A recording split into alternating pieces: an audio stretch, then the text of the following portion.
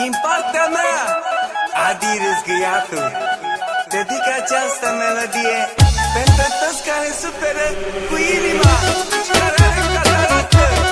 Dar și pentru tine, dar și pentru mine, dar și pentru tine, măi. N-am cuvinte să pot spune cine e ăla că ți-o pune, nu-l găsesc. Eu lucram pe șantier, tu-ți făceai treaba cu el, nu greșesc.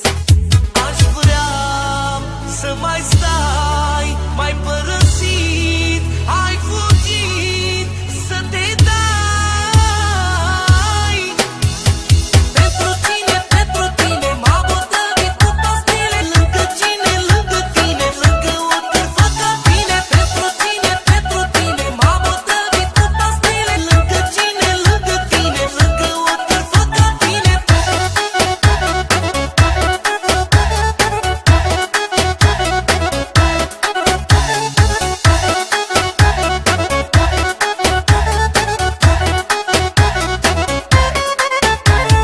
În pădure o fetiță avea un coș în mână. Era scufița roșie, să ducea ca să-și o pună. Nu se ducea la masa mare cu mâncarea. Bă, asta e o curvă, nu-i mai lua tu apărarea. Se punea un boschet și s-a dus vestea. Avionul la tolupu și a stricat povestea. Acum și făt frumos vrea să-i dea banana. Pentru târfa asta divorțată cu Sânzeana. Pentru tine, m-a botărit cu pastile. Lângă cine, lângă tine, lângă o târfă ca tine. Pentru tine, m-a botărit cu pastile. Lângă cine, lângă tine, lângă o târfă ca tine.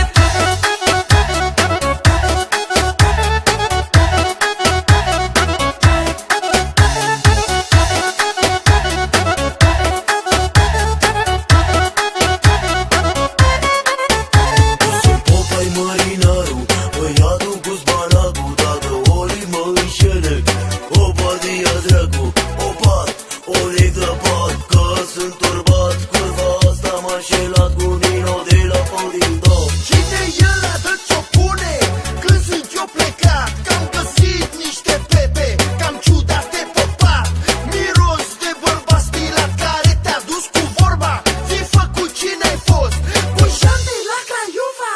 N-am cuvinte să pot spune cine e ăla că ți-o pune, nu-l găsesc.